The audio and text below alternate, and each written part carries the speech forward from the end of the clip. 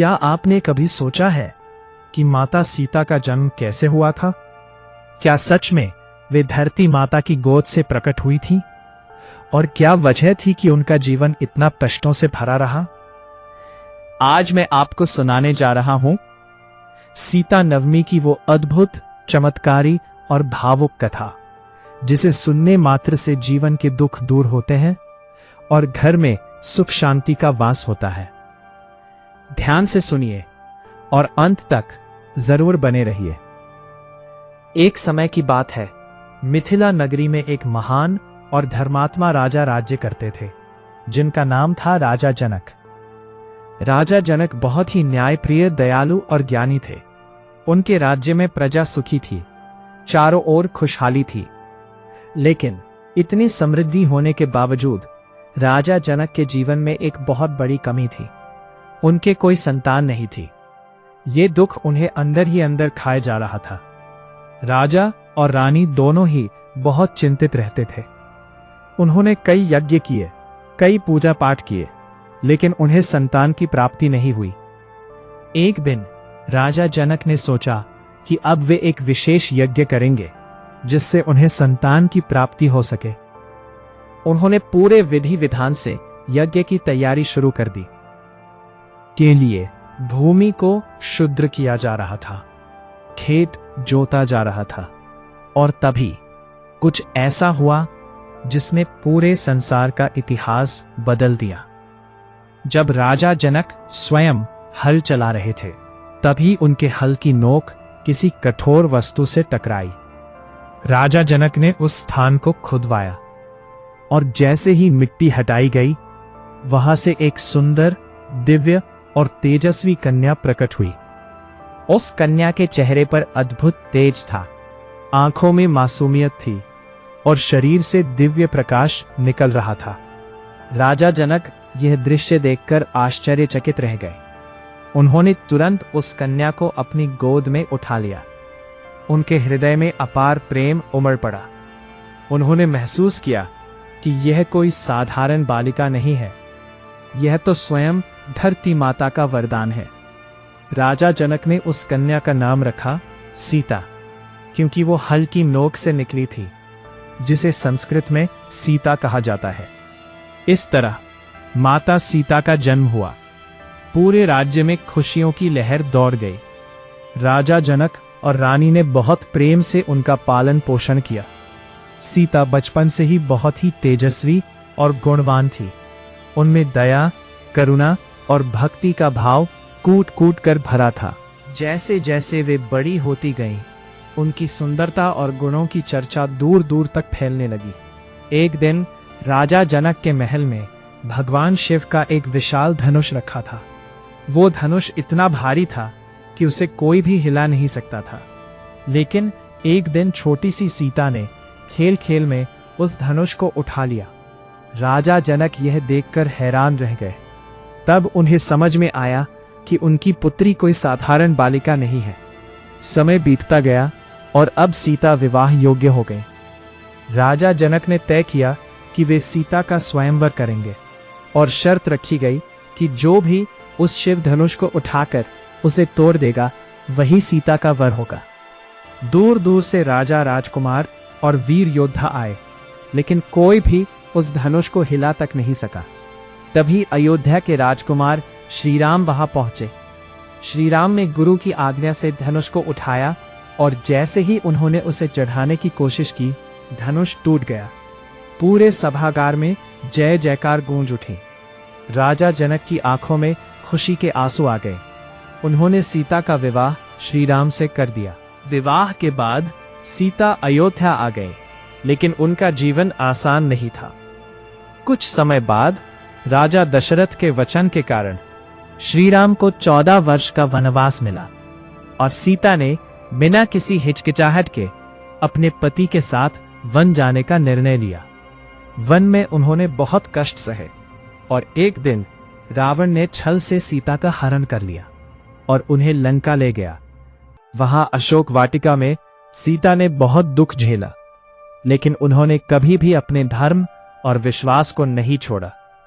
उन्होंने हर परिस्थिति में धैर्य और साहस बनाए रखा। आखिरकार श्री राम ने रावण का वध किया और सीता को वापस अयोध्या लेकर आए। लेकिन समाज के तानों के कारण सीता को फिर से वन में जाना पड़ा। वहां उन्होंने अपने पुत्रों लव और कुश को जन्म दिया और उनका पालन पोषण किया।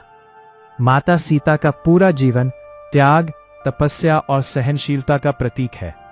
सीता नवमी के दिन उनकी पूजा करने से जीवन के दुख दूर होते हैं, घर में सुख शांति आती है और मन को सच्चा संतोष मिलता है।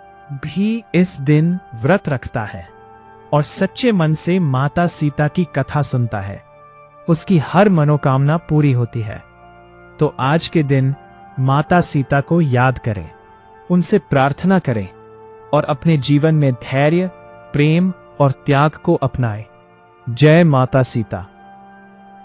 एक समय की बात है, मिथिला नगरी में राजा जनक का राज्य था। चारों ओर सुख समृद्धि थी, लेकिन राजा के मन में एक गहरा दुख था। वह दुख था संतान ना होने का। राजा जनक और रानी सुनैना हर दिन भगवान से प्रार्थना करते, यज्ञ करते, व्रत रखते, लेकिन फिर भी उनकी गोद सूनी ही रही। एक दिन राजा जनक ने निश्चय किया कि वे एक महान यज्ञ करेंगे जिससे उनके जीवन का यह दुख दूर हो सके। यज्ञ की तैयारी शुरू हुई। पूरी मिथिला नगरी को सजाया गया। यज्ञ भूमि को पवित्र करने के लिए राजा स्वयं हल लेकर खेत जोतने लगे। तभी हल की नोक किसी कठोर चीज से टकराई। राजा ने तुरंत उस स्थान को खुदवाया। जैसे ही मिट्टी हटाई गई, वहां से एक दिव्य प्रकाश निकला। के बीच एक सुंदर कन्या दिखाई दी। उस कन्या का तेज इतना अद्भुत था कि देखने वाले मंत्रमुग्ध हो गए। राजा जनक की आंखों में आंसू आ गए। उन्होंने उस बालिका को अपनी गोद में उठा लिया। उनका हृदय प्रेम से भर गया। उन्होंने कहा, ये कोई साधारण बालिका नहीं है, ये तो स्वयं धरती माता का वरदान है। राजा ने उस कन्या का नाम रखा सीता, क्योंकि वो धरती से उत्पन्न हुई थी। उस दिन से पूरी मिथिला नगरी में उत्सव मनाया जाने लगा। राजा जनक और रानी सुनैना ने सीता का पालन पोषण बहुत प्रेम से किया। सीता बचपन से ही बहुत शांत और सरल स्वभाव की थी। वो हमेशा दूसरों की मदद करती, बड़ों का आदर करती। उनकी भक्ति भी अद्भुत थी। वो रोज भगवान की पूजा करती और अपने माता पिता की सेवा करती। समय बीतता गया और सीता बड़ी होने लगी। उनकी सुंदरता और गुणों की चर्चा दूर दूर तक फैलने लगी। एक दिन राजा जनक के महल में भगवान शिव का एक विशाल धनुष रखा था। वो धनुष इतना भारी था कि उसे कोई हिला भी नहीं सकता था। एक दिन छोटी सी सीता खेलते खेलते उस धनुष के पास पहुंची और उन्होंने उसे सहज ही उठा लिया। यह देखकर महल के सभी लोग हैरान रह गए। जब यह बात राजा जनक को पता चली तो वे भी आश्चर्यचकित रह गए। तभी उन्होंने मन में निश्चय किया कि वे अपनी पुत्री का विवाह किसी साधारण व्यक्ति से नहीं करेंगे, बल्कि ऐसे वीर से करेंगे जो इस धनुष को उठाकर उसे तोड़ सके। समय आया और सीता के स्वयंवर की घोषणा कर दी गई। दूर दूर से राजा और राजकुमार आने लगे। हर कोई चाहता था कि वह सीता से विवाह करे, लेकिन कोई भी उस धनुष को हिला तक नहीं सका। सभी प्रयास करते लेकिन असफल हो जाते। तभी अयोध्या के राजकुमार श्री राम अपने भाई लक्ष्मण के साथ वहां पहुंचे। श्री राम का स्वभाव बहुत ही शांत और विनम्र था। उन्होंने गुरु की आज्ञा ली और धनुष के पास गए। जैसे ही उन्होंने धनुष उठाया, पूरी सभा शांत हो गई। सबकी निगाहें उन पर टिक गई।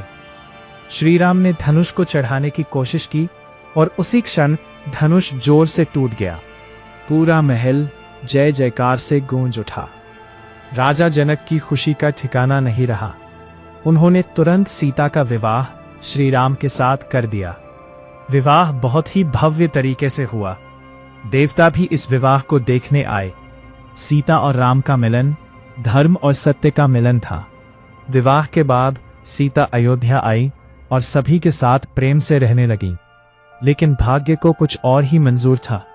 एक दिन राजा दशरथ को अपने वचन के कारण श्री राम को वनवास देना पड़ा। ये सुनकर सीता ने बिना देर किए कहा, जहां पति होंगे वहीं मेरा स्थान होगा, और वह भी वन जाने के लिए तैयार हो गईं। उन्होंने राजसी सुख छोड़ दिए और साधारण जीवन अपना लिया। वन में उन्होंने बहुत कष्ट सहे, लेकिन कभी शिकायत नहीं की। एक दिन रावण नामक राक्षस सीता की सुंदरता पर मोहित हो गया। उसने क्षण से सीता का हरण कर लिया और उन्हें लंका ले गया। अशोक वाटिका में सीता अकेली थी, लेकिन उन्होंने कभी हार नहीं मानी। उन्होंने अपने विश्वास को मनाए रखा। हर दिन राम का नाम लेकर धैर्य से प्रतीक्षा करती रही। आखिरकार श्री राम ने रावण का वध किया और सीता को वापस ले आए। लेकिन उनका जीवन यही समाप्त नहीं हुआ। उन्हें फिर से कई कठिनाइयों का सामना करना पड़ा, लेकिन हर बार उन्होंने धैर्य और शक्ति का परिचय दिया। सीता नवमी के दिन हम उनके जीवन से यही सीख लेते हैं कि चाहे कितनी भी कठिनाई आए, हमें सत्य और धर्म का साथ नहीं छोड़ना चाहिए। जो व्यक्ति इस दिन व्रत रखता है और माता सीता की कथा सुनता है, उसके जीवन में सुख और शांति आती है। माता सीता की कृपा से हर संकट दूर हो जाता है। इसीलिए पूरे श्रद्धा भाव से सीता नवमी का व्रत करें और माता से आशीर्वाद प्राप्त करें। जय माता सीता।